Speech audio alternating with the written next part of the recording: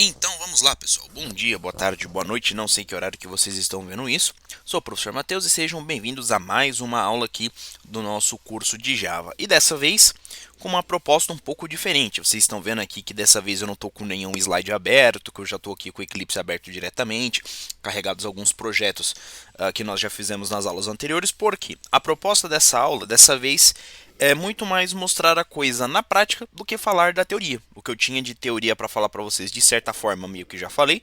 Ainda tem um ou outro componente para ser falado, mas no geral, eu posso dizer que a parte teórica já está finalizada. Então, o que eu quero mostrar para vocês hoje, como prometi na aula passada, é a parte prática, que é o quê? O desenvolvimento não só de uma, mas sim de duas aplicações com interface gráfica para mostrar conceitos que eu já falei em aulas passadas. Então, a primeira aplicação vai ser um bloco de notas para mostrar o processo de manipulação de arquivos, criação e edição de arquivos de texto e uma calculadora para que a gente consiga demonstrar os processos de operações aritméticas, bem como testarmos ali os comandos de tratamento de exceção, então a utilização de try-catch, bem como os conceitos de acumulador de valores quando a gente trata de strings. Bom, mas sem mais demora, vamos começar a trabalhar um pouquinho. Eu vou começar primeiro pelo editor de texto, vou começar pelo bloco de notas. Então, o que a gente faz? Bom, já estamos aqui dentro do Eclipse, primeira coisa, como sempre, é criar um novo projeto. Então, File, New, Other, Java Project, Next. Aqui em Java Project a gente dá o nome do projeto. Eu vou chamar de bloco de notas. Ele está falando que não pode ter espaço. Então, vou colocar um underscore, bloco de notas. A versão do Java, eu vou deixar o Java 17. Finish. No. E bom, aqui está o nosso projeto. A pasta source, ou esse module.inf que normalmente a gente não usa. Então a gente vai fazer o que? Eu vou criar aqui um novo pacote, new package. Eu vou chamar de br.cdsmateus.bloco de notas. Não, fica muito grande. Ponto editor. Ótimo, pacote criado. E aqui dentro eu vou fazer o que? Eu vou criar a nossa classe. Então, botão direito, new, other. Opa. Por que other? Porque a classe que a gente vai criar não vai ser essa classe em branco aqui que a gente desenvolve tudo do zero. A gente vai pegar uma classe já pré-pronta. Então a gente vai descer até Window Builder, Swing Designer, JFrame, que nada mais é do que uma classe, né? O public class, o nome que eu der para ele, só que ele já vai estender, olha só, a superclasse JFrame da biblioteca javax.swing, aquilo que eu falei lá para vocês de programação orientada a objetos, conceito de herança. Então eu vou chamar de editor, finish, criando a classe, e olha só, tá bem aqui, ó, public class editor, a classe comum, só que ela estende o JFrame. E outra razão para eu mandar ele criar com o Window Builder é porque ele já dá para mim aqui a guia source, para eu editar o código, e a guia design, para editar a aparência da interface. Só vou esperar ele carregar. Aqui, carregou. Então vamos ajeitar aqui a janela para ficar mais fácil de trabalhar. E pronto, aqui está. Agora o que a gente faz? O certo, a primeira coisa seria o que? A gente já começar a arrastar os componentes aqui para dentro. Mas antes de você arrastar qualquer coisa, você primeiro precisa o quê? Ajustar o layout do seu formulário. Então, bem aqui dentro, na seção do Contents Pane, que é o painel de conteúdo, onde justamente colocamos os componentes da interface, a gente altera o layout. Então, botão direito, Set Layout. Na aula passada, eu falei para vocês, vamos trabalhar com o Absolute Layout. Mas dessa vez, nessa aula, a gente vai trabalhar com o conceito de Border Layout, o layout em bordas. Por quê? Porque a gente vai trabalhar com menus. Então a gente vai utilizar uma barra de menus e ali dentro terão os componentes. Então a primeira coisa que a gente vai adicionar vai ser justamente a barra de menu como essa aqui, para a gente ter os botões para poder abrir o arquivo, poder salvar o arquivo. Então o que a gente faz?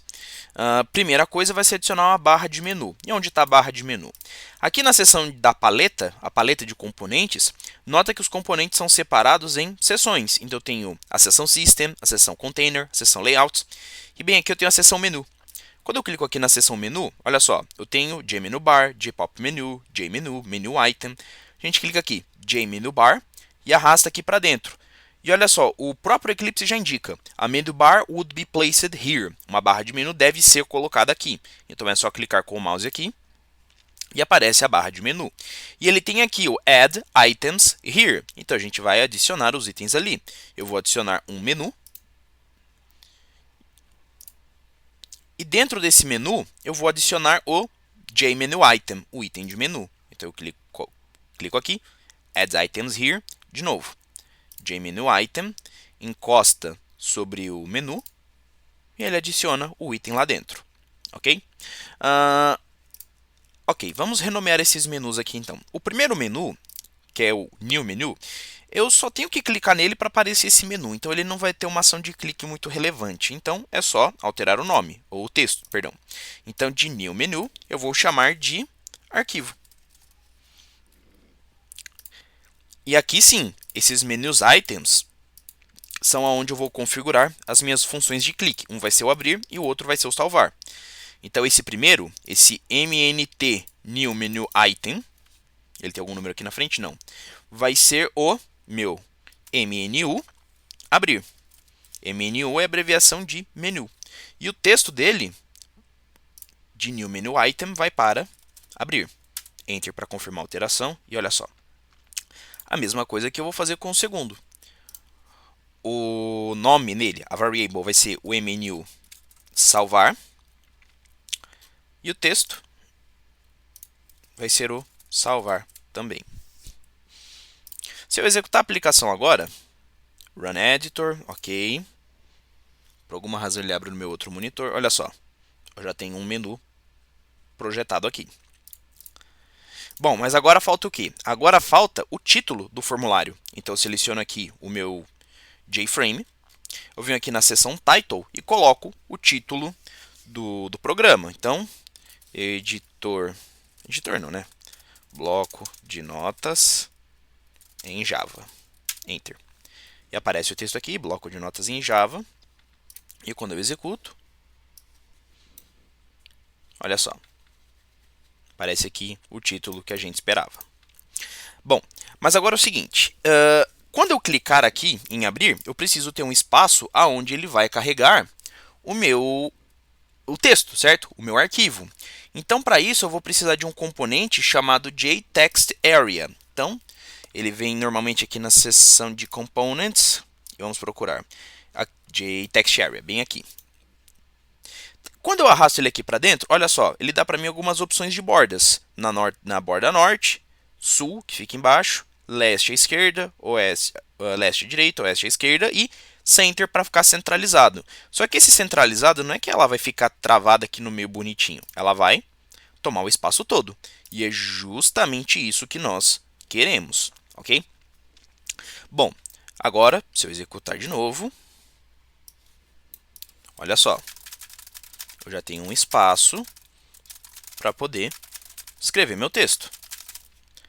Só que agora é o seguinte, repara na seguinte situação. Eu vou selecionar essa aleatoriedade que eu escrevi, Ctrl C para copiar, e eu vou dando Ctrl V, Ctrl V, Ctrl V, Ctrl V, e olha só, o texto ele segue aqui para baixo, mas eu não consigo ver e nem consigo rolar com o mouse.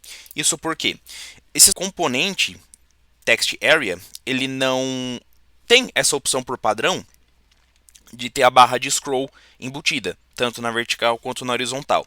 Se eu preciso disso, o que eu tenho que fazer? Eu tenho que adicionar o componente que permite fazer isso. E que componente é esse? É um container, é a JScrollPane. Então, primeiro eu preciso adicionar o componente que tenha o scrollPane, para eu poder rolar para cima e para baixo, e para a esquerda e para a direita, para depois adicionar o componente que receberá essa propriedade, que é a TextArea. Então, o que eu vou fazer? Botão direito, Delete. A gente adiciona o scrollPane, bem aqui ao centro também. E olha só, o scrollPane está adicionado. Repara o seguinte, aqui está o Contents Pane, que é um container, o Scroll Pane, que é outro container. Eu vou adicionar a JTextArea. E olha só, ela aparece dentro do container. Então é um container que tem um outro container que contém um objeto. Agora sim, se eu executar de novo o código, eu posso escrever qualquer coisa.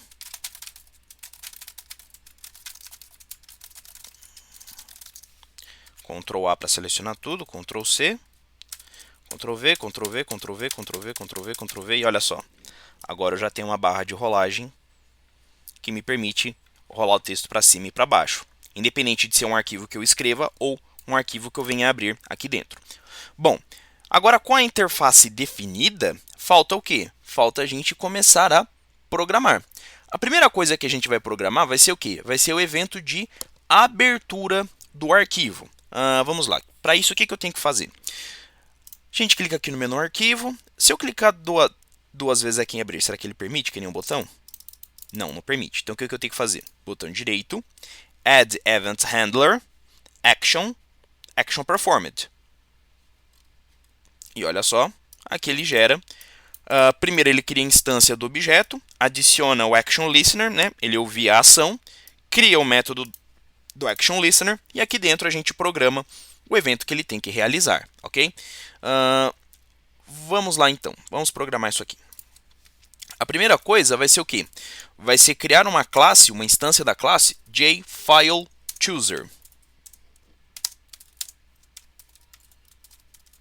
E o que essa classe faz? A JFileChooser ela é uma classe irmã lá da JOptionPane. A JOptionPane ela serve para exibir uma mensagem, certo? Seja uma entrada, seja exibir uma mensagem de aviso, seja pedir alguma entrada, então sim, não, cancelar, ok, cancelar. O JFileChooser serve para que eu possa escolher arquivos, tanto no processo de eu poder abrir um arquivo, que vai ser o caso desse botão, quanto um processo de eu salvar um arquivo. Só que é o seguinte, está dando erro. Por quê? Ele não foi importado. Então, olha só, preciso importar o JFileChooser do javax.swing. Pronto, foi importado. Agora, o que acontece? Quando eu invocar essa classe, vai abrir uma caixinha de diálogo. Na tela dessa caixa de diálogo, precisa estar escrito o que ela vai fazer. No caso, ela vai abrir um arquivo. Então, file, que é o nome da instância, ponto, set dialog title, certo? Definir o título do diálogo. Abrir arquivo de texto. E aí o que acontece? Isso aqui é uma caixa de diálogo. Vai ter duas opções. Ou o arquivo foi selecionado, ou a operação foi cancelada. Isso é uma instância binária. Então, o que vai acontecer? Ele vai abrir a caixa de diálogo, file.showOpenDialog, null, que ele vai abrir no centro da tela. Só que olha só, o método showOpenDialog, né, abrir o diálogo de abertura, ele tem um retorno int. Por quê? Ou ele retorna 1 se o arquivo foi selecionado, ou ele retorna 0 se a operação foi cancelada. Então, o que eu vou fazer? Eu vou armazenar esse resultado. Então, int seleção recebe o resultado dessa operação. Então, ou ele vai guardar 1 ou vai guardar 0. Se a seleção for igual JFileChooser approve option, que seria o equivalente ao 1, ou seja, se o resultado dessa operação for igual ao a opção aprovar da classe JFileChooser, que olha só, também é um valor inteiro, o que ele vai fazer? Agora a gente vai ter que carregar o arquivo, então eu vou precisar da instância da classe file, que nem vocês viram lá nas primeiras aulas sobre manipulação de arquivos. File, arquivo selecionado, recebe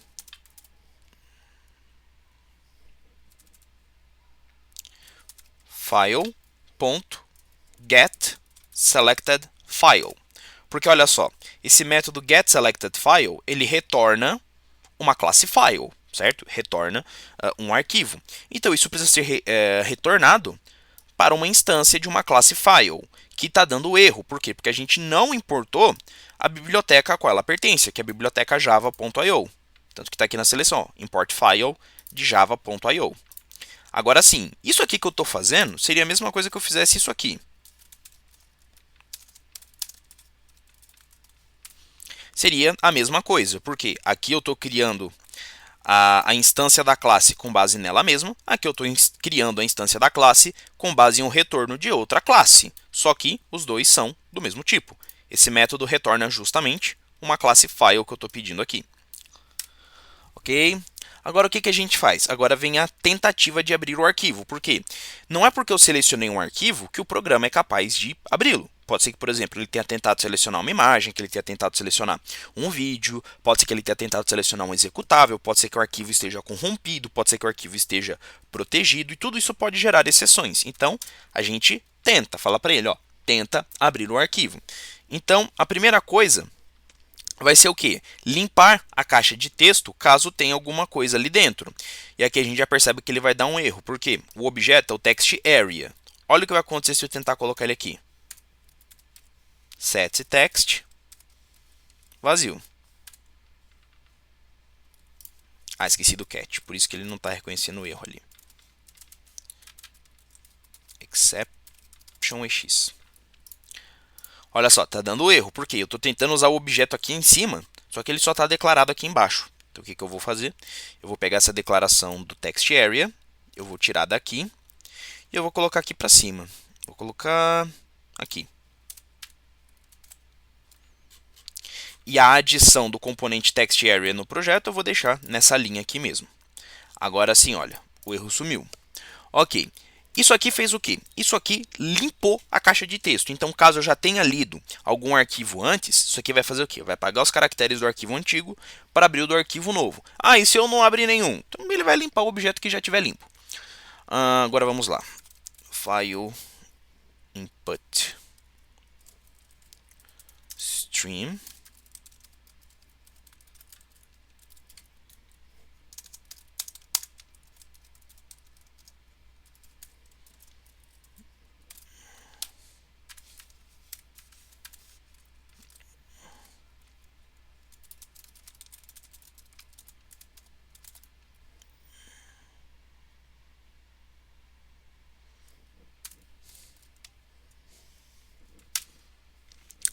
Vamos lá. O que eu estou fazendo aqui?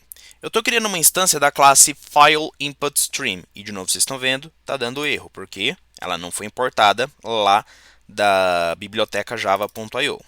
Ok, agora foi importado. E o que ela está fazendo? Eu estou criando uma instância dessa classe. O que é isso aqui? File, vocês já sabem, arquivo, input, entrada, stream seria alguma coisa como fluxo. Então, fluxo de entrada do arquivo. Por quê? Um arquivo, sobretudo um arquivo de texto, ele vai ser um punhado de caracteres. Então, essa classe vai servir para quê? Para ler esse arquivo e ler todos os caracteres que estão ali dentro e criar um stream, criar um fluxo desses arquivos na memória. Só que para que eu possa fazer isso, ele primeiro precisa saber aonde está o arquivo. E é isso que esse parâmetro faz. O parâmetro arquivo selecionado, que é o arquivo que a gente abriu, guardado aqui dentro da instância da classe file, .getAbsolutePath. Então, uma das propriedades do arquivo vai ser o quê? O caminho absoluto, onde ele está armazenado. Então, é isso que essa classe aqui faz. Ela armazena o caminho absoluto onde o arquivo está e cria um fluxo desse arquivo, um fluxo de caracteres desse arquivo, dentro da memória RAM do computador. Ok? Agora, eu preciso ler esse fluxo, que é a próxima classe. Input stream reader. Eu vou chamar isso aqui de RDR, reader, igual new input stream reader. Mesmo erro, não foi importado. Então vamos importar a classe. E agora ele está dando outro erro, porque o método construtor dessa classe ele precisa de um parâmetro. Então, para que ele possa ler os dados dentro de um input stream, ele precisa de um input stream, que justamente foi criado aqui. Então, esse objeto recém-criado vai ser passado como parâmetro para esse novo método, para esse novo objeto. Então, o que acontece? Novamente, aqui eu criei um modelo do arquivo com base no arquivo selecionado anteriormente, onde eu tenho todas as propriedades do arquivo. Limpo a caixa de texto, eu crio um fluxo de caracteres na memória a partir do arquivo selecionado. Então, eu vou pegar esse arquivo que está lá dentro, pegar o caminho desse arquivo, e essa classe FileInputStream vai ler todos os arquivos que estão, todos os caracteres que estão dentro desse arquivo. Agora, o InputStreamReader vai fazer o quê? Vai ler esses caracteres para que eles possam ser processados. Só que para que ele possa ler os caracteres de um stream reader, eu preciso informar esse stream reader, que foi informado bem aqui. Então, ótimo, essa linha vai fazer toda a leitura dos caracteres. Uma vez feita a leitura, eu vou começar a enfileirar esses caracteres para que eles sejam lidos pela caixa de texto, que vai ser o buffer. Então, buffered reader, buffer, igual new, buffered reader.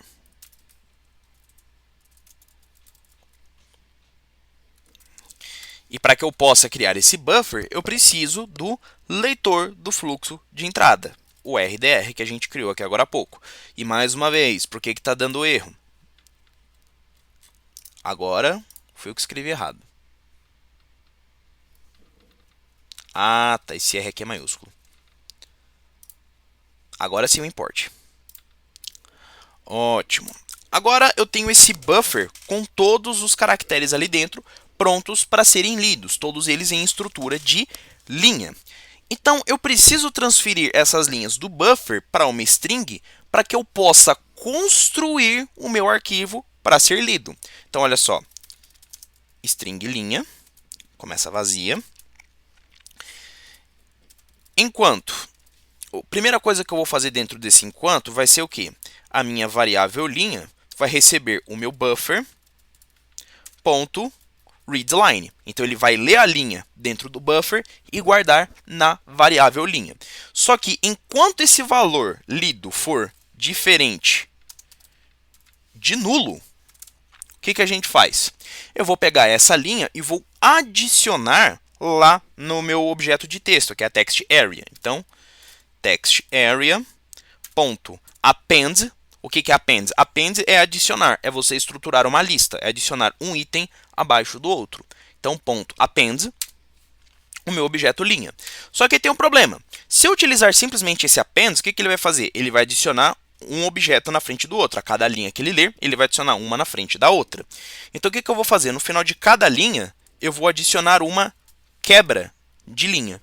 Porque assim ele escreve os caracteres, quebra de linha. Aí o próximo caractere, a próxima linha de caracteres que for adicionada, vai ser adicionada abaixo da linha anterior. E ele vai ficar fazendo isso até o momento que a linha que ele conseguir ler for nula. No momento que for nulo, ele escapa desse laço while e segue o programa normalmente. Agora vamos lá. Escapando disso aqui, o que eu preciso fazer? Eu preciso fechar todos esses streams, todos esses fluxos que foram abertos. Então, buffer.close, porque senão o programa vai ficar esperando que alguma coisa seja lida infinitamente. Reader.close e FileInputStream.close. E isso tudo aqui vai permitir ler os caracteres que tiver dentro do arquivo para dentro do nosso programa, certo? Podem haver outras exceções, mas por enquanto eu não sei quais, então o que eu vou fazer? Aqui dentro do exception, eu vou simplesmente colocar uma saída para o terminal para a gente ver o que pode dar de errado. Então, says out, erro, mais ex.getMessage. Eu escrevi errado. Ctrl espaço, getMessage. Aqui. E esse sysout eu vou colocar error, de erro. Ok, por enquanto, então, o que nós temos é isso. Agora eu vou criar um arquivo aqui de teste. Então, aqui está a minha área de trabalho. Eu tenho aqui esse arquivo SQL, mas eu vou criar também um arquivo de texto. Então, criar um novo documento, documento vazio, arquivo. Vamos lá, com o gadget. Teste, teste 1, teste 2, teste 3, teste 4, teste 5. Ctrl S, está salvo. Vamos testar o programa. Executar, ok. Aqui está o nosso editor. Note que agora eu posso maximizar a janela, que nada fica distorcido. Arquivo, abrir. Na minha área de trabalho, então, aqui é área de trabalho. O primeiro aqui, ó, arquivo, sem extensão nem nada. Abrir. E, olha só, do jeito que eu havia definido. Vamos abrir aquele arquivo SQL. Trabalho. Arquivo, biblioteca.sql. Abrir. E olha só, todo um script SQL. Tem um arquivo do drop.io ali que eu usei em alguma aula com vocês. Tem HTML. Aqui ele já não consegue ler muito bem. Mas tá, ainda assim ele consegue mostrar o básico do código HTML para nós. Bom, isso nos permitiu abrir um arquivo que foi simplesmente eu clicar 2 vezes ali.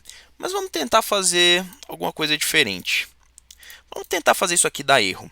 Então, por exemplo, aqui eu quero abrir um arquivo. Não, ainda assim, aqui na área de trabalho. Eu vou tentar abrir esse arquivo, só que eu vou colocar aqui na frente .xps. Não tem um arquivo chamado XPS aqui na área de trabalho. O que vai acontecer? Ele não abriu. Mas e no Eclipse? Ó. Erro. Mas que tipo de exceção é essa aqui? Honestamente, eu não sei. Então, eu vou parar o programa e eu vou alterar o que está escrito aqui. Eu vou mandar ele simplesmente mostrar o EX, a classe toda. E aí, junto com isso, vem o tipo de exceção que ele está tratando. Novamente, abrir. Teste.html, um arquivo que não existe. Então, opa. Agora ele deu a exceção file not found, certo? Arquivo não encontrado. Arquivo diretório inexistente. Então, no caso, essa aqui vai ser a exceção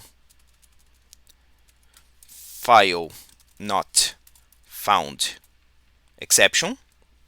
Vou ter que importar.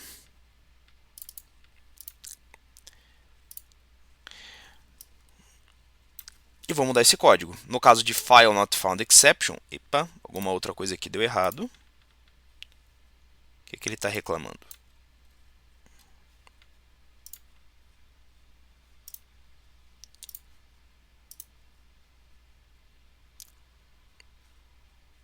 Ele está pedindo para eu isolar só isso aqui com o try catch. Ele está pedindo para eu adicionar. Ele está pedindo outra opção, que é eu adicionar mais uma exceção à cláusula cat já existente. Também tem o erro de possível erro de I/O. Então, vou adicionar um segundo aqui. File not found exception ex1. Aí vamos lá nesse caso aqui. Sys_err. E nesse caso, ele não importou.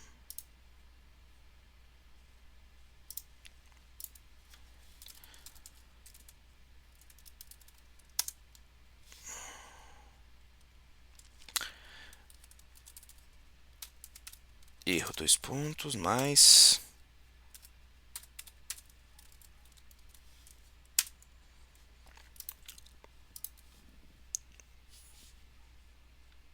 Substituir...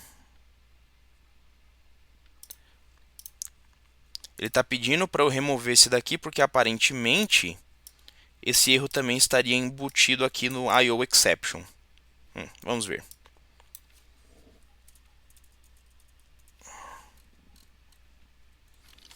Ok, vamos deixar só com I/O então. Pode executar, ok.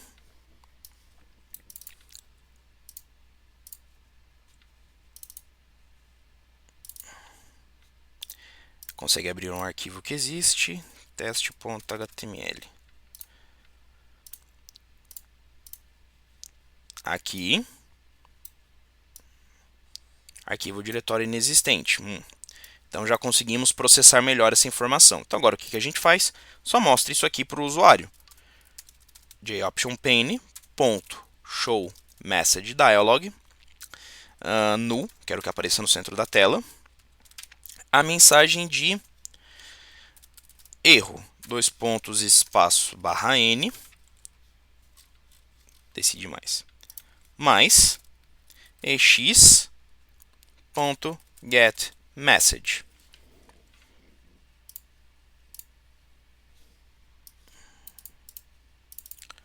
Abrir teste.html, arquivo ou diretório inexistente. Ele não consegue encontrar o arquivo. Beleza. Então, ok, temos agora a parte de abrir completa. Mas e a parte de salvar o arquivo? Vamos lá, o processo de salvar um arquivo, mesma coisa de antes. Botão direito, Add Event Handler, Action Performed. E pronto, aqui já temos o código do nosso botão de salvar. Agora vamos lá, da mesma forma que antes nós criamos uma instância da classe JFileChooser, aqui também vamos precisar.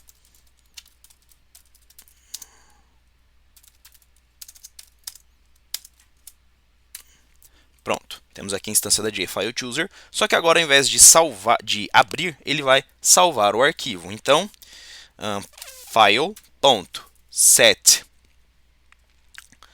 approve button text salvar.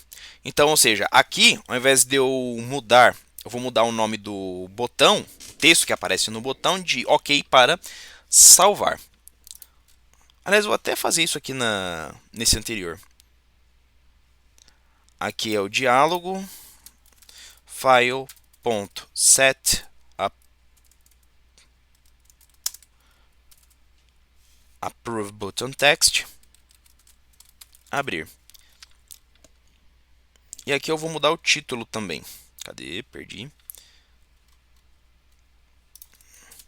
File.set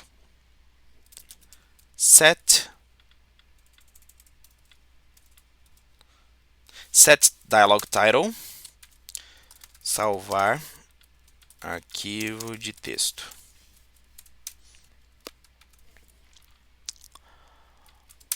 Mesma coisa, int ação vai receber file.show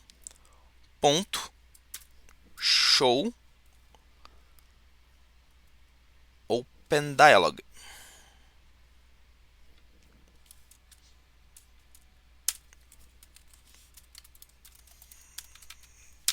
Salvar. Opa. Era save. O que está acontecendo aqui? Tá, deixar como open mesmo. Agora vamos lá. Se o valor de ação que ele capturar for igual jFileChooser.approveOption, o que ele vai fazer? Agora ele vai começar a escrever o arquivo. Primeiro ele vai criar o nosso arquivo, file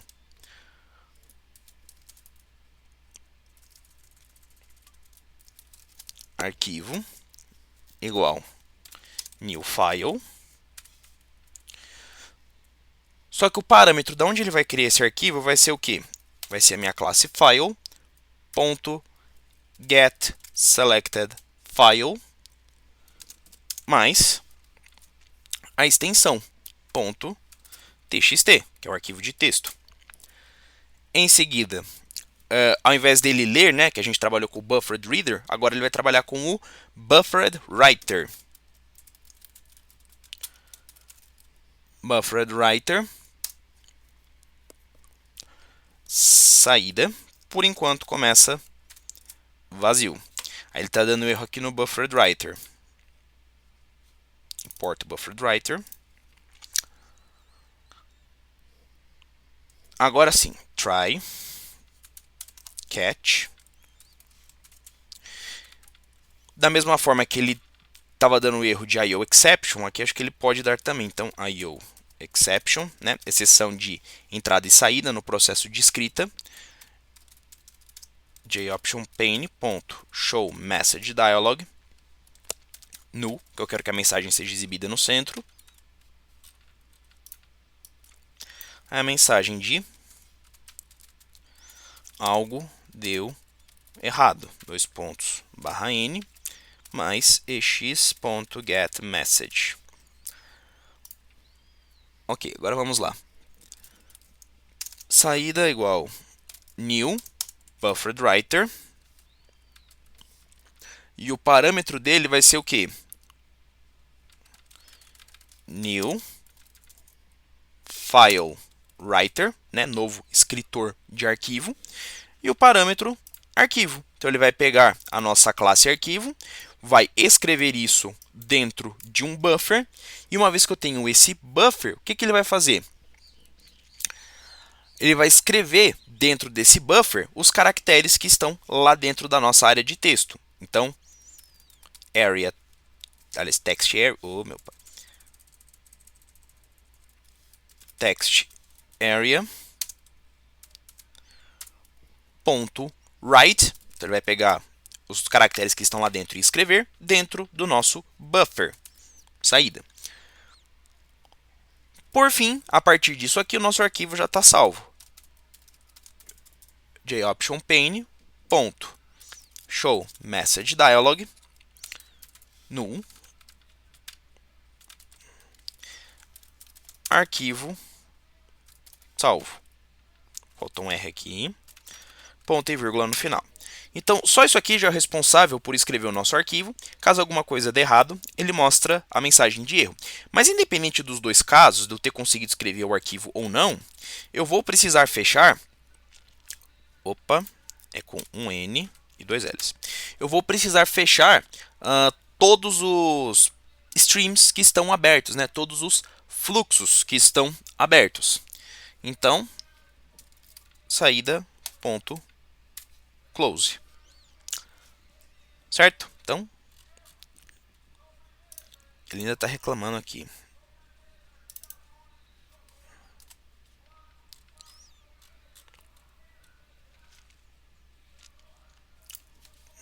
Deixa eu tirar esse negócio do diálogo daqui e não adiantou nada. Bom, vamos executar do mesmo jeito. Então, vamos ver o que vai acontecer.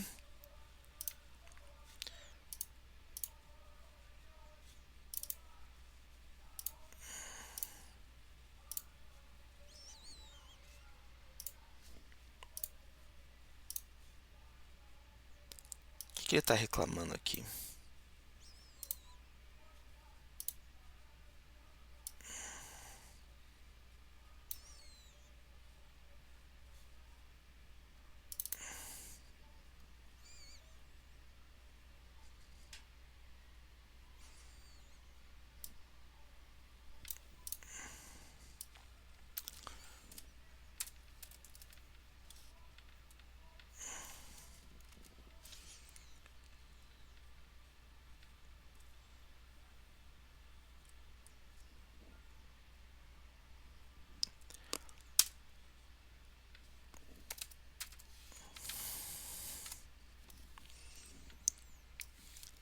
Ah, entendi qual que era o problema. O problema é que eu estava passando o parâmetro string aqui, quando ele não precisava de nenhum texto, ele precisava de um componente, que nem o JOptionPane. Então, passando o parâmetro null aqui, ele vai abrir no centro da tela normalmente. E está reclamando de outro erro em algum lugar. Aqui, o que ele está pedindo? Para envolver com try-catch. Tá bom, está envolto. Ok. Vamos lá. Tentar criar alguma coisa.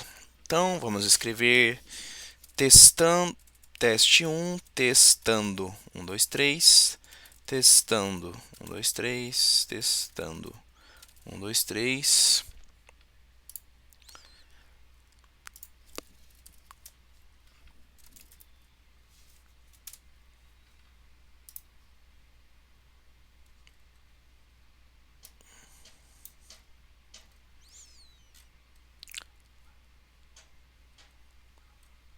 Pegar aqui um texto do Loren Y.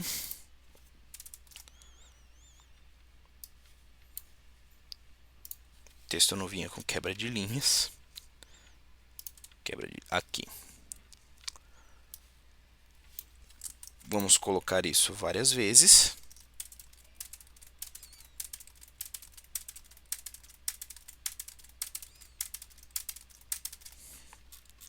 bastante coisa. Arquivo, salvar. Vou salvar na minha área de trabalho. Lorem ipsum.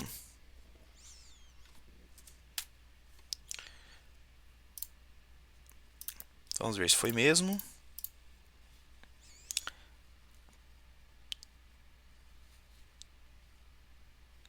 Aqui, loremipsum.txt.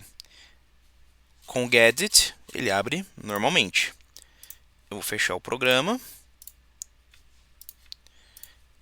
A execução já parou, vou abrir de novo. Vou mandar ele abrir o mesmo arquivo que a gente acabou de criar. Lorem ipsum.txt. E tá aqui. Ele abriu sem problemas. Muito bem, então temos um editor de texto aqui criado. Agora, duas coisas que eu quero ensinar para vocês. Primeiro, o seguinte: se você está vendo isso aqui, muito provavelmente você é algum estudante da área da programação, da área da TI. Pode ser que você seja uma pessoa autodidata, esteja querendo aprender por conta própria, sem depender de cursos, uma escola, aprendendo no seu tempo, ou pode ser que você seja estudante de algum curso regular, seja ele ministrado pela internet, seja ele ministrado na faculdade, um curso técnico. Então, você pode estar com dificuldade com alguma coisa. Se você é um estudante de uma instituição formal, como uma faculdade, uma escola técnica, pode ser que seu professor tenha pedido para você algum projeto aí feito em Java e você tenha que mandar seu código-fonte para ele. Então, como exportar isso aqui no Eclipse? Tem algumas formas. A primeira coisa que seu professor pode ter pedido para você é exclusivamente a classe, só o código Java aqui que você escreveu. Como é que você exporta esse código Java? Na verdade, você nem precisa exportá-lo, é só tirar uma cópia de onde ele está, porque isso aqui já é um arquivo salvo no seu computador. Então, como é que você faz? Botão direito, Show in, System Explorer. Botão direito do mouse sobre a sua classe, Show in, System Explorer. E olha só, e ele mostra aqui o caminho da onde está o seu projeto, certo? Pasta documentos, pasta Java, o nome do projeto, pasta source, primeiro pacote, segundo pacote, terceiro pacote, o nome da classe. Eu posso até abrir ela com o Gedit, um editor de texto, e vocês vão ver o exato mesmo código Java que a gente viu no Eclipse. Daí é só você pegar esse código, você tira uma cópia, você recorta, coloca onde for melhor para você e envia para o seu professor de alguma forma. Tá, mas eu não preciso só da classe, eu preciso exportar o projeto todo, eu preciso exportar o projeto todo de alguma forma para ele. Você provavelmente vai ter que mandar como um arquivo compactado, e o Eclipse também te permite fazer isso. Agora, ao invés de você clicar só sobre a classe, você vai clicar sobre o seu projeto todo. Botão direito, você vai clicar aqui em Export, como se você fosse exportar um jar normalmente.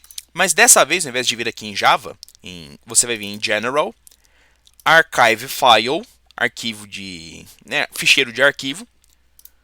Próximo, ele vai pedir para você selecionar um projeto. É só esse projeto que você quer? Sim. Se você precisar de mais algum outro, você seleciona aqui também. Quando a gente terminar o projeto da calculadora, eu vou mostrar para vocês como exportar os dois ao mesmo tempo. Aqui você vai escolher o formato que você quer exportar.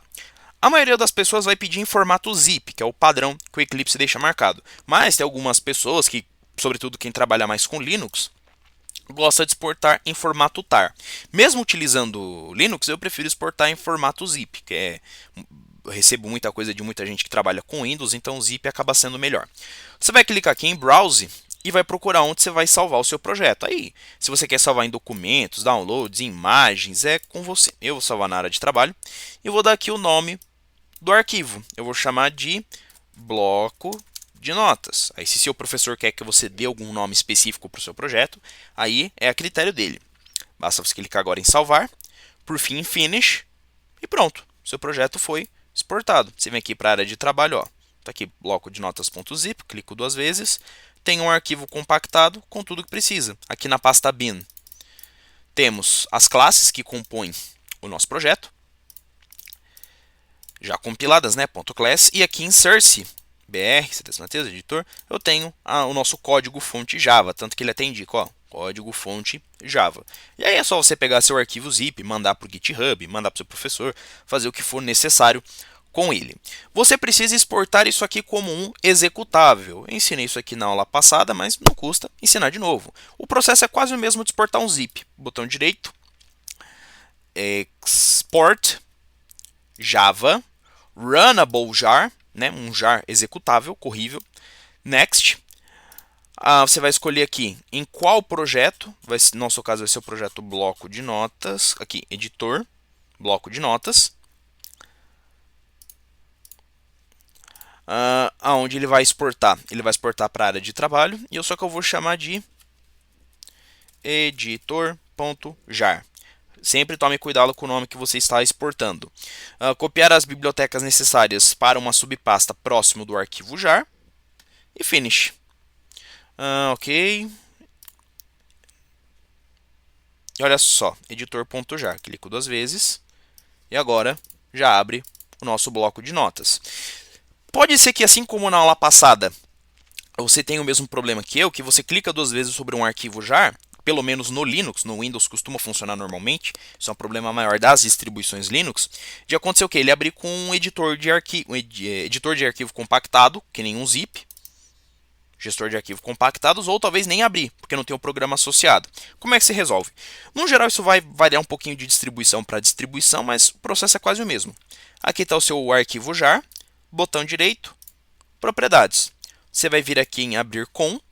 Procurando aqui nessa lista, você deve ter alguma opção como Java, ou então JDK, OpenJDK, alguma coisa assim. No meu caso, como vocês estão vendo, não tem. O que está aparecendo aqui para mim é a opção Java. Mas isso por quê? Porque eu adicionei essa opção. Como você faria para adicionar então? Está vendo que aqui aparece uma pasta? Você clica nessa pasta e vai buscar pela instalação do Java no seu computador. Então, se você está tendo que fazer isso, você provavelmente está em um ambiente Linux. Em um ambiente Linux, o que eu vou falar aqui não deve ser nada de novidade para vocês. Você vem na raiz do sistema, pasta bin, ele vai carregar todos os binários e você vai procurar pelo binário do Java, que está lá embaixo na letra J. Será que se eu digitar aqui ele funciona? J, funciona. Java. Aí ele aparece aqui, ó, Java, JavaC, Javadoc, JavaC se você lembra o compilador, Java é a nossa JVM, a máquina virtual. A gente clica em abrir e ele carrega o caminho aqui, /bin, /java. Só que você está executando um arquivo jar. Então, além disso, você tem que adicionar espaço, traço, jar. Assim ele entende que automaticamente você vai executar um jar dentro da JVM. Para você pode ser que apareça essa opção aqui, adicionar a lista, pode ser que não. Por que para mim agora está aparecendo? Porque eu já tenho ele adicionado. Para você, eu acho que ele vai adicionar pela primeira vez. Então, clicamos aqui, adicionar a lista. Adicionou 2 vezes, mas ok. Seleciona aqui a primeira vez. Fechar. Clica 2 vezes de novo. E pronto. Ele já deve conseguir executar com Java sem problemas. Ok, pessoal? Então, terminamos aqui o nosso editor. Terminamos aqui nosso programinha ali, editor de texto. Vamos agora então para a nossa calculadora, que já vai ser um programinha um pouco mais complexo. Então, File, New, Other, Java Project, Next. Eu vou chamar de calculadora. Vou criar sobre o Java 17 também. Next, Finish, No. Vamos criar um novo pacote. Então, New, Other, JFrame, Next. O nome do pacote eu vou chamar de br.cdsmateus.calculadora e a classe eu vou chamar de calculadora com C maiúsculo. Finish. Design, e a gente já vai começar a montar a nossa interface. Diferentemente lá do bloco de notas que a gente precisou trabalhar com o layout de borda, aqui eu vou precisar trabalhar com o layout absoluto, que é o nosso padrão. Então, botão direito, Set Layout, Absolute Layout. Vamos mudar aqui o título, então, calculadora em Java. Esse J ficou minúsculo. Aqui, calculadora em Java. Primeira coisa vai ser o que? A gente vai ajustar o dimensionamento da janela. E apesar disso aqui permitir você criar todo o tipo de operação necessária, então se quiser fazer o cálculo de raiz quadrada, potenciação, fique à vontade. Aqui eu vou me focar em ensinar para vocês só as operações básicas, certo? Então só subtração, multiplicação e divisão. Então a primeira coisa vai ser o quê? Um objeto onde o usuário possa digitar os caracteres dele, né? Digitar os números. Então precisamos aqui do objeto JTextField. A gente vai aumentar a largura do text field, a altura. Só que aumentar só a altura e a largura não adianta muita coisa. A gente tem que aumentar a fonte também. Então a gente vem aqui na propriedade font, clica nos 3 pontos. Eu vou deixar bold, né, em negrito. Tamanho 20. Vamos testar como é que está ficando o tamanho desse texto. Ok. Tá bem visível. Normalmente as calculadoras, pegar uma calculadora aqui do Linux para vocês verem. Ela tem os botões aqui para a gente digitar os números, embora você possa digitar os números do seu teclado mesmo. Então, eu vou adicionar aqui os botões para quê? Para escreverem os números dentro da caixa de texto. Então, vou adicionar aqui o JButton. Eu vou tentar deixar ele quadrado. Outra maneira de eu deixar ele quadrado também é mexendo aqui na propriedade bounds, né, medidas. As propriedades que você quer mexer são as propriedades width, que é a largura, e height, que é a altura. Então, o width eu vou deixar 60 mesmo, mas o height eu vou deixar 60 também. Então, vai ficar quadrado. Esse aqui vai ser o btn1, que é o botão que vai escrever o número 1, e o texto dele vai ser 1 também. E pronto, temos o botão número 1. Ah, mas eu preciso adicionar agora o botão número 2. Eu tenho que fazer esse processo todo outra vez? Não. Você pode selecionar aqui o primeiro, Ctrl C, Ctrl V. E ele cria uma cópia exatamente igual do seu botão. Ctrl V de novo, outra cópia. Ah, mas e para fazer os outros 7 botões aqui? Eu vou ter que ir adicionando um por um também? Também não. Você pode muito bem selecionar, segurando a tecla Ctrl, selecionando todos os botões usando o mouse, Ctrl C, Ctrl V. Criou a segunda fileira. Ctrl V de novo, criou a terceira fileira. Ah, o espaço ficou pequeno, o que eu faço? Você pode selecionar aqui a barra de título e você pode aumentar a altura da calculadora. Adicionamos mais um botão aqui e pronto, temos os 10 botões para escrever os números. Pô, professor, o nome eu vou ter que ficar mudando aqui diretamente na caixa de propriedade? Vai, então btn 1.1 vai virar 2. Esse aqui é o btn 3. Esse aqui vai ser o btn 4.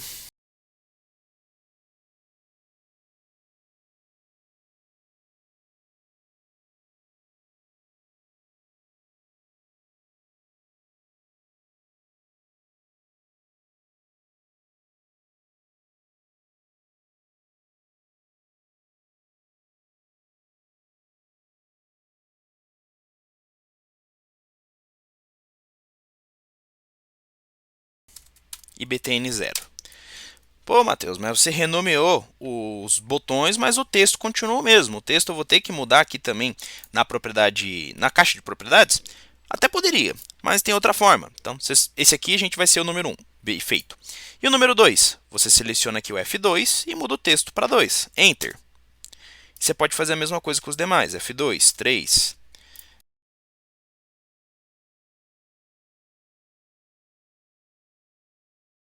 Bom, agora que a gente já adicionou os botões de números, a gente tem que adicionar os botões de operações, né? Soma, subtração, multiplicação, divisão e igualdade. Então, vou pegar o botão 0 mesmo, Ctrl C, e eu vou fazer 5 cópias dele.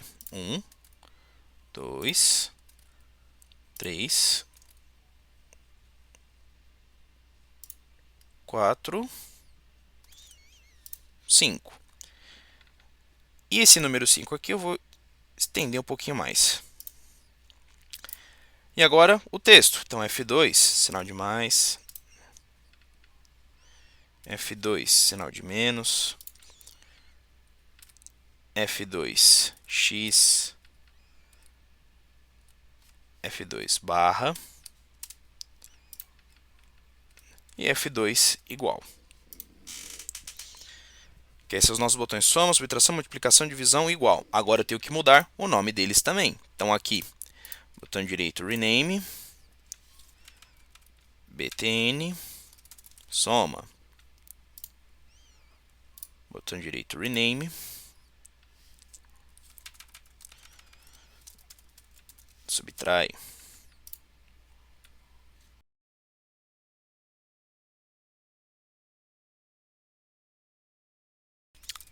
e btn igual. A gente pode aumentar aqui o visor. E outra coisa, temos que renomear aqui o visor também. Então, text field vira txt visor. Ótimo, renomeado. Vamos ver como é que ele está ficando. Ok. Ó, a calculadora está ficando bonitinha. Só que tem um problema aqui. Desse jeito ela está bonita. Se você clicar em maximizar, o layout dela fica todo distorcido. Dá para a gente tirar essa opção? Dá, mas vamos primeiro terminar as funcionalidades dela, que aí pode ser que a gente tenha que adicionar mais algum botão, mais alguma coisa. Aí sim, com ela pronta, a gente fixa o layout do formulário e ele não pode mais ser alterado, ok? Bom, vamos lá. Próxima coisa que você pode querer fazer também é talvez, não sei, trocar a cor de plano de fundo aqui da caixa de texto, trocar a cor dos botões. Isso tudo aqui é relativamente fácil de ser feito. Então, por exemplo, a caixa de texto. Você quer trocar a cor de fundo? É aqui em background.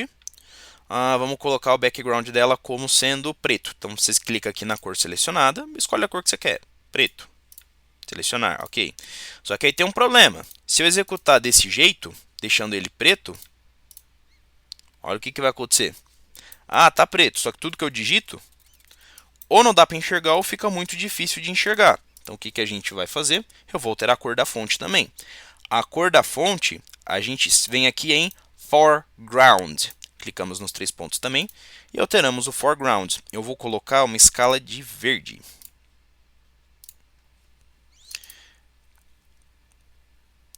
Vamos executar de novo.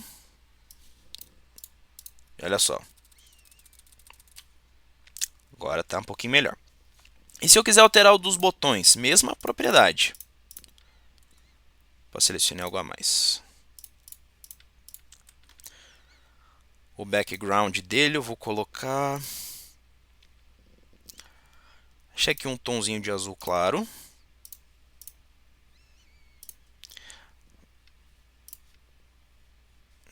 Aí, a mesma coisa com os botões de operação.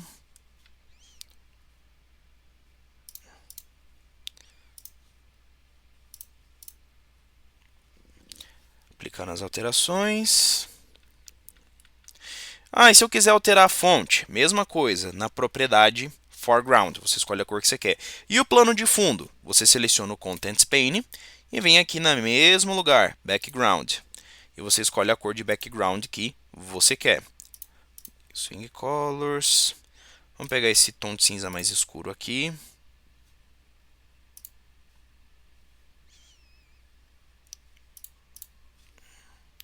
E essa é a aparência da calculadora. Ok, agora o seguinte. Deixa eu rodar a calculadora de novo para explicar isso. Agora, o design está pronto, só que se eu clico nos botões aqui, nada acontece. Então, agora a gente vai programar os botões para que cada vez que eu clique em um deles, escreva o texto correspondente lá na caixa de texto. Como é que a gente faz? Clica 2 vezes no botão.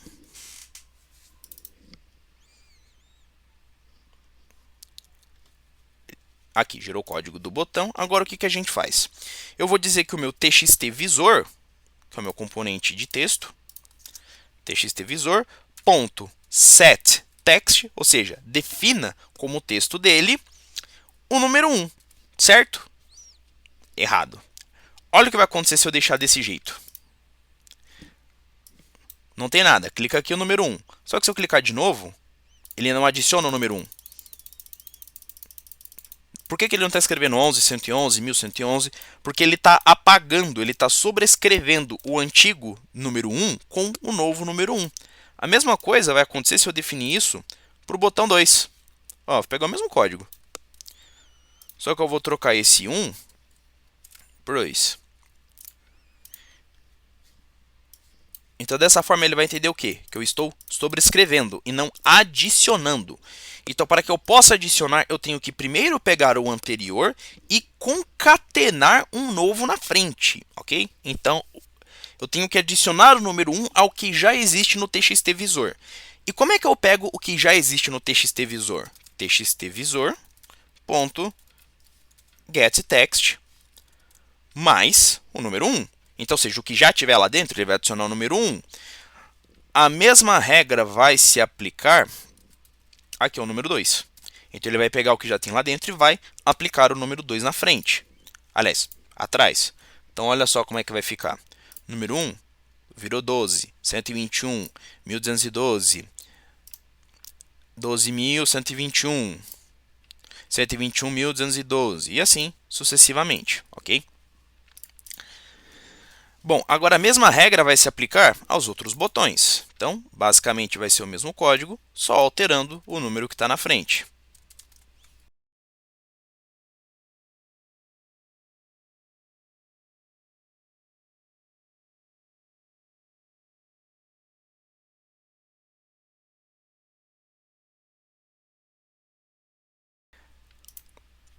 Pronto, agora sim, todos os botões de numeração configurados, a gente já consegue escrever alguma coisa.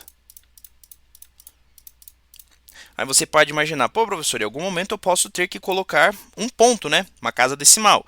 Você pode colocar do seu teclado também? Claro que pode, mas vamos programar esse botão aqui. Então, o texto dele vai ser um ponto. Eu vou até aumentar o tamanho da fonte para as pessoas entenderem que isso se trata de um ponto. Fonte. Bem melhor. E o nome dele, btn. Ponto. E o código vai ser o mesmo.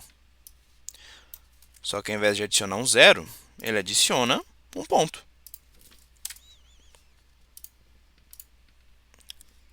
Então a gente precisa calcular o número decimal, 12.3.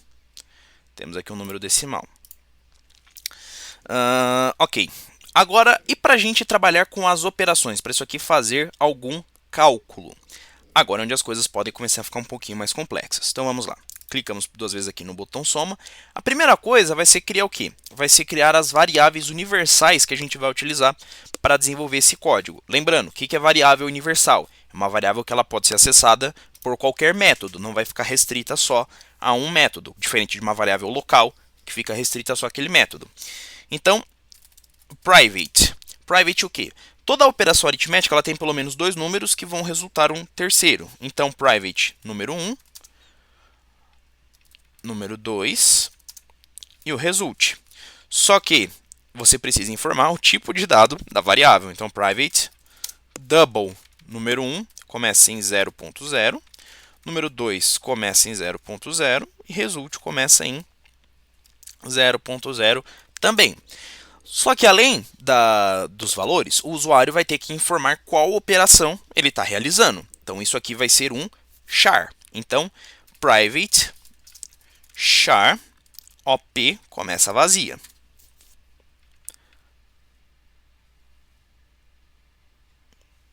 Ele está dizendo, tá dizendo que não pode começar vazio. Então, vou deixá-la nula. Ok. Então, quando o usuário clicar duas vezes na variável no botão de mais, o que ele vai fazer? O primeiro valor que o usuário digitou vai ser guardado na variável número 1. Então, número 1 recebe txt visor.getText, né? Já que é um objeto de texto, a gente pega texto. A variável op recebe o sinal de mais, já que é uma operação de soma. txtvisor.setText vazio, porque ele vai limpar para o usuário poder digitar o próximo número. E aqui tem um problema. Eu não consigo pegar o valor do txtvisor e guardar em número 1, porque, olha só, mude o tipo de número 1 para string. Por quê? Isso aqui é uma caixa de texto, retorna uma string. Isso aqui é um número double. Eu não consigo guardar texto em double, então eu tenho que fazer a conversão. Double.parse double txtvisor.getText.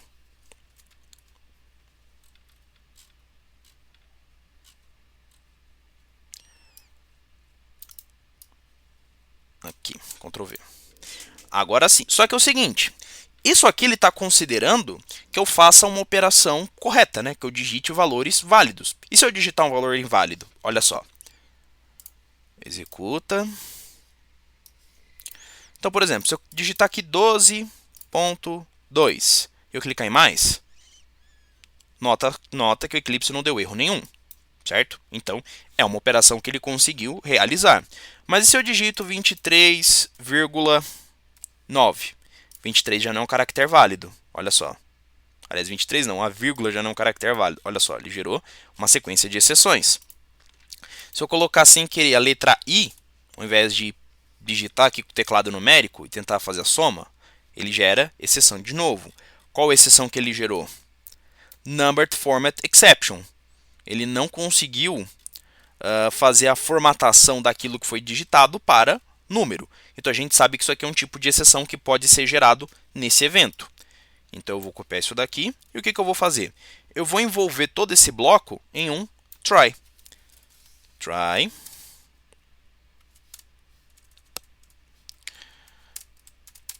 Catch. O tipo de exceção que ele pode gerar, EX, que é o nome que eu quis dar para a instância da exceção. Você pode dar o nome que você quiser. E aqui eu vou dizer o que? JOption pane, que é um programa de interface gráfica, ponto, show message dialog. Null. E a mensagem de erro, dois pontos, mais, faltou espaço aqui, ex.getMessage. Vamos arrumar essa indentação, Ctrl I. Ótimo, maravilha. E claro, independente se deu erro, né? Depois que o usuário clicar em OK, a gente limpa o visor para ele digitar alguma coisa correta.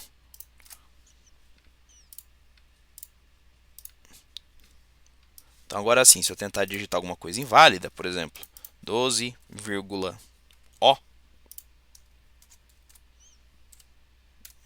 na hora que eu tentar somar, erro for input string, isso aqui, e ele limpa a caixa de texto.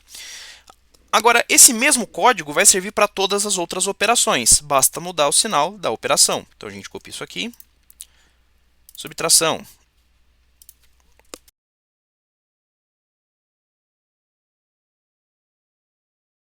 Por fim, o sinal de igual. Agora sim, a coisa pode ficar mais complicada. Aliás, pode não, vai ficar mais complicada. Por quê? Quando o usuário clicar aqui no sinal de igual, teoricamente você pensa, vai ser o mesmo raciocínio das outras operações. Então, agora num 2, primeiro vai tentar receber o valor. Só que agora eu não vou associar mais operação nenhuma. Agora eu não tento realizar mais operação nenhuma. Agora eu tenho que avaliar qual operação o usuário escolheu antes e executar a operação com base naquilo que ele escolheu. Então, por exemplo, switch, a variável OP, que é do tipo char. Tire esse limpa daqui. Caso a operação que ele tenha escolhido seja de soma, desse jeito, break, o que eu faço? De qualquer jeito, eu já tenho o número guardado aqui em número 2. Result recebe número 1 mais número 2, ponto e vírgula, txt visor.setText, result. E ele não vai deixar porque eu estou tentando definir um double dentro de um string. Então, string.valueOf result. E a gente apaga isso daqui. Vamos tentar? Vamos lá. Então, primeiro, fazer uma operação que a gente sabe que vai dar certo. 23.9 mais 1.1. Opa, vai 1.4 mesmo. Dá? 25. Isso aqui. Então, deu certo. Vou fazer uma operação inválida. A gente tem que criar o botão de limpar, né? 23 menos O, erro for input string. Vamos tentar de novo. Se eu colocar agora 23 vai dar. Ah, ele não conseguiu realizar a operação. Por alguma razão. Ah, tá, porque era operação de subtração. Como ainda não calculei a subtração, ainda não desenvolvi a operação de subtração, não tinha como ele fazer. Então, 23 mais, ó, vai dar erro. Mais zero vai dar 23. Ah, tá. Então, já temos um caminho aqui. Case, subtração, dois pontos, break.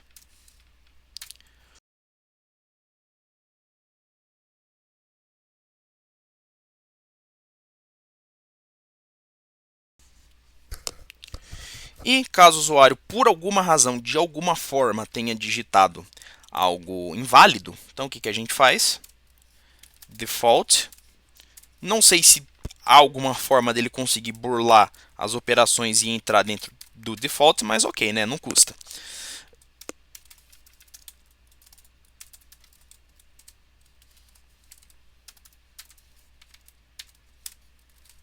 Operação inválida.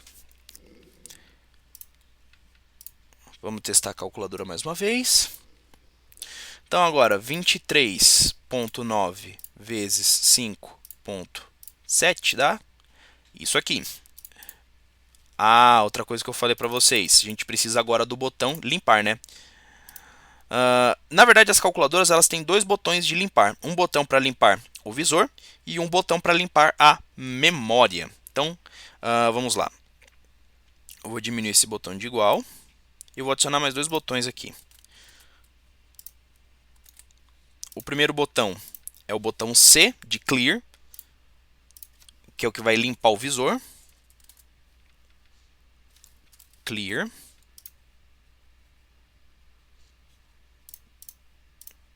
E o texto dele é simplesmente o C. E esse aqui é o botão C, que é o Clear Everything, que ele vai limpar o visor e a memória. Então, já até arrumou aqui, BTNCE.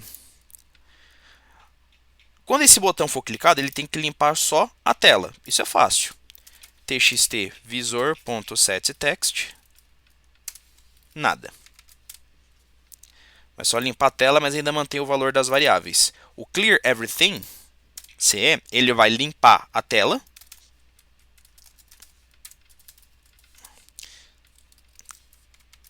E as variáveis. Então, ele vai limpar o número 1, recebe 0. O número 2, a variável result. E a OP. Vamos ver se ela consegue receber nulo. Não consegue. Então, o padrão dela, sei lá, sempre vai ser operação de soma. Só para não deixar isso aqui vazio. Ok. Então, acho que não temos que adicionar mais nenhum botão. Vou travar o layout da calculadora. Como é que a gente faz isso? A propriedade resizable, você deixa ela como false. Então, olha só, nem aqui eu não consigo mais alterar o tamanho dela. Vamos testar. Ok. Então, 23 vezes 5 igual 115. Limpou a tela. Então, eu tenho agora o número 1 mais o número 2. Qualquer coisa que eu digitar aqui de novo, ou não. Do 115, vou fazer de novo, já me perdi. 12 menos 2 dá 10. 10 vezes 2 vai ter que mostrar 20. 20 dividido por 4 dá 5. Dividido por 0 dá o infinity. Ele vai ficar tentando dividir infinitamente e não consegue. C, agora sim. 6 igual. Entendeu? 6. Muito bem. Então, é isso. Temos aqui nossa calculadora pronta, funcional, completamente desenvolvida em Java em um ambiente Linux. E, para dar continuidade aqui à nossa tradição, né, o negócio que eu mostrei para vocês, vamos portar isso aqui como um arquivo jar, um executável. Botão direito, Export, Runnable Jar, Doc. Cadê? Projeto aqui, calculadora 1, calculadora. Vou chamar de calculadora. Finish. Ok. Aqui o nosso editor de texto. Ah, tá, ele não deixa eu arrastar. Coisas do Cinnamon. É a nossa calculadora. Então tá aqui, nosso editor de texto e a nossa calculadora. Ok, pessoal? Então, espero que vocês tenham gostado, espero que vocês tenham entendido, espero que isso aqui de alguma forma tenha sido útil para vocês. Se você gostou, se acrescentou algo para você, deixa um like aí que ajuda bastante o meu trabalho. Na próxima aula, vamos tratar novamente de interface gráfica, mas dessa vez vamos conectar a interface gráfica a um banco de dados, ok? Se tudo der certo, quero conseguir mostrar para vocês ao mesmo tempo conexão no MySQL e no PostgreSQL. Mas até lá, um forte abraço a todos, fiquem com Deus e tchau!